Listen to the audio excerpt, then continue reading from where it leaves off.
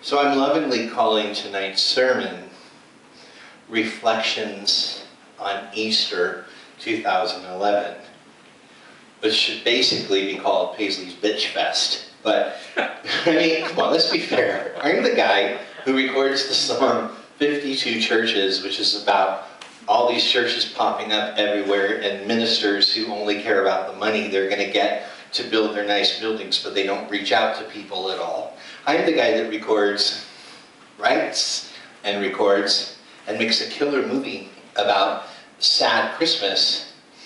That is about how while everyone's enjoying Christmas, there's people fighting, divorcing, and killing their children. So maybe tonight's sermon could be called Sad Easter at 52 Churches. I've had a lot to think about today, and I really, really believe that there is something profoundly uplifting in the examination of a tremendous amount of falsehood so that truth can be exposed and light can emerge.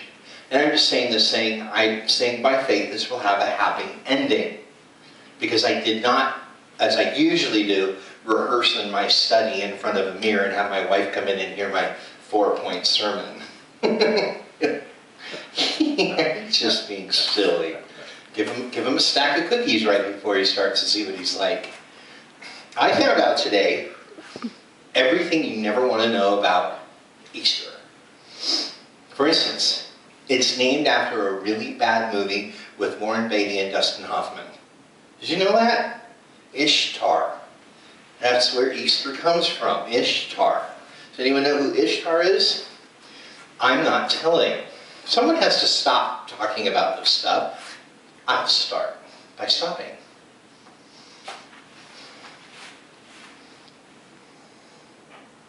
That's a boring sermon. Okay, moving on. Is it me? Or is Easter nothing more than a Jesus-bashing event on the internet? Is this new? Is this something I've never noticed? Because this is my 28th or 29th Easter with awareness of Christ. And I don't remember feeling so downtrodden by the end of the day. Yes, the internet has changed a lot, especially just in the last couple years. With the advent of Facebook, you really do get to hear a lot of opinion from a lot of people that you think you know very quickly. But I'm amazed at how much I have read.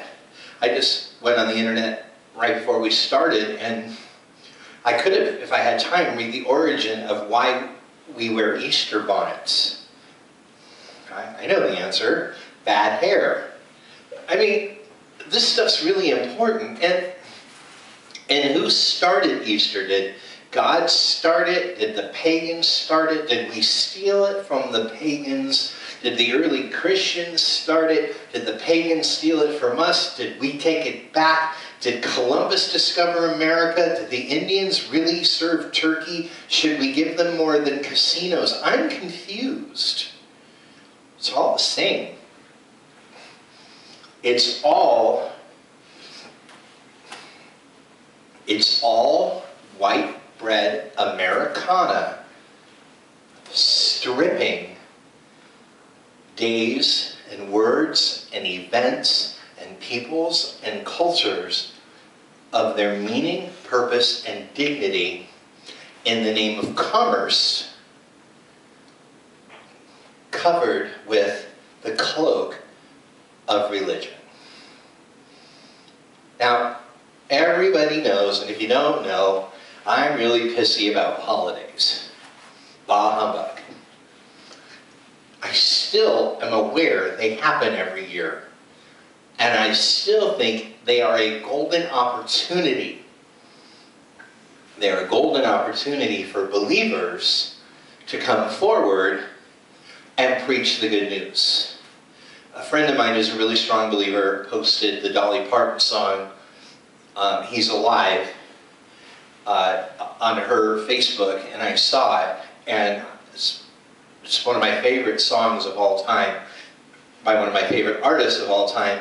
And I remember the first time I heard the song was in 2003, the day the record came out, the day the White Limousine record came out. And this whole record is amazing. Anyone who likes Dolly Parton or country music, it's produced by Ricky Skaggs, and it's a jaw-dropping record.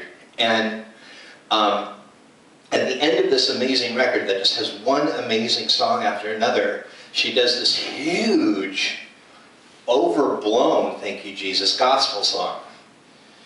And I can't remember who did the original, I should have looked it up, but I was familiar with the song, and she did this amazing version of it, and I just remember sitting there with goose pimples, you know, just going, God, wow. And today someone posted that on the internet, and on Facebook, and I watched the video and had the same reaction, and I said, this is what I'll do.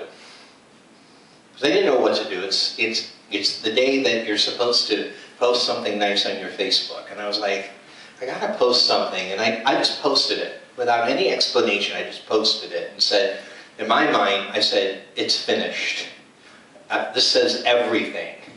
You know, it's like, my songs are great and all, but this song is perfect for the day. And I was like, this says everything I could possibly want to say. And the irony or the dichotomy or the conundrum of someone that represents so many secular ideals meshed with some type of countrified innocence, I thought it was fascinating. Yeah, I'm a huge Dolly fan, and don't write me. I don't know hardly anyone that's actually gone to see Dolly Parton in concert, and I have. And it was the best concert ever. Huge fan. And an amazing song. And I said, if everybody who visits my Facebook today, my Facebook page today, sees this, I've said everything I need to say. There's absolutely nothing I can say tonight that is better than he's alive, he's alive, he's alive and I'm forgiven, heaven's gates are open wide. Well, I have nothing more to say in the subject. I don't have to call it Easter. I don't have to call it Resurrection Sunday, which I like, by the way. I like Resurrection Sunday. I just don't like saying that word. I have to be honest, it doesn't flow well, and I'm afraid that I say it in a way that makes it sound less than what it is. I never feel good saying it. Besides, the other day I was chewing bubblegum, 2 days ago, and I bit my tongue so bad, and I still have a jawbreaker in my mouth. That's the word. I only done that one other time really bad, and I went to emergency because it never stopped bleeding. Like 6 hours later, my tongue was still bleeding, but they told me you have to wait till like the 12-hour mark, that even when people get their tongues pierced, it could bleed for 12 hours. And then you have to start worrying. So this didn't bleed for 12 hours, but I bit it in such a way that it just really, it really hurts to talk. Even for me. But I'll force myself.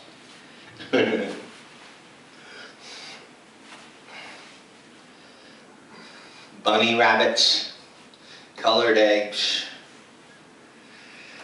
baskets, bonnets. What's that weird plastic grass stuff? Ooh, ooh. Sign of the apocalypse.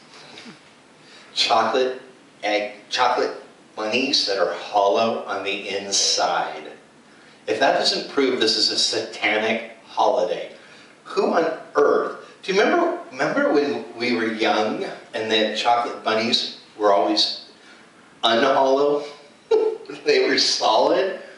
And then one day, we have that awareness of commerce. That's when it happens. You bite into one of those things, and the whole thing caves in and breaks, and you're like, those cheap bastards. I was 5. So when I was suspended from kindergarten on Easter, no. But seriously, that's when you learn. We learned from the chocolate Easter bunnies what Easter was about to the world. Just one day and it just hits you. One day you just figure out, you know, it's all fake. It's all about nothing. It's all about someone making money. So is Valentine's Day. Well, there's a whole group of people that will argue that Valentine's Day is rooted in something of value and blah, blah, blah. I get it. You know what? Valentine's Day is as good a day as any to call it year one to be nice to your partner or spouse. Really not a bad day. But you better do it the next 364 days, because when you get to next year Valentine's, they're going to know the difference. They're going to know, well, I only get hearts and flowers on Valentine's Day. Well, I only praise the Lord on Easter and Christmas. See, I'm a Jew, and the nominal Jews, like what I grew up as, only went to temple on the high holidays. Well, that's what Easter is. It's one of the high holy days, Easter and Christmas. The true believers have some kind of relationship with the Lord every day. Does that mean we shouldn't throw him a birthday party once a year? I don't see why not, especially when I get presents. It makes perfect sense. Throw me a birthday party every year, I get presents. Throw Jesus a birthday party every year, I get presents. That makes perfect sense. And should we not celebrate his resurrection once a year? I don't know. It's fine with me. I'm good with the chocolate bunnies if they're not hollow. And the Hershey's eggs are really good, and the Reese's Peanut Butter Cups eggs are really good. Give me a break. I'm relatively grown up. And the only thing I can think of to say about the day is candy. Seriously. I've been in the ministry for 28 years, and I don't have an Easter story to share with the group. I have one Easter song that I've written, and I'm not doing it tonight. And I guess I just never got on board. I guess I never got on board. You know why? Because I didn't write a good resurrection song. I heard a good resurrection song that Dolly Parton did on the internet, and I said, you know what?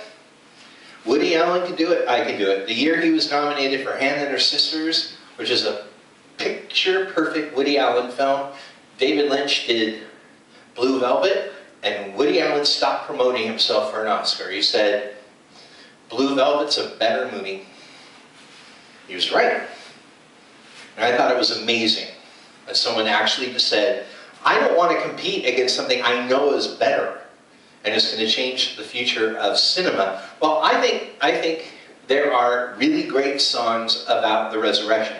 I can only think of one, and someone posted it online today, or I wouldn't have even thought of it. I would have drawn a blank. For some reason, I am completely disconnected from this day. Because yesterday, I either did or did not acknowledge the resurrection in my life. I either did or I didn't.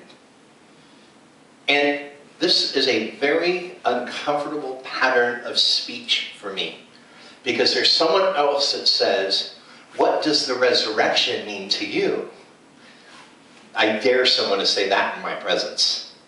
You know what I mean? To twist it into, well, you need to find what it symbolizes in your life. That's not what I'm saying.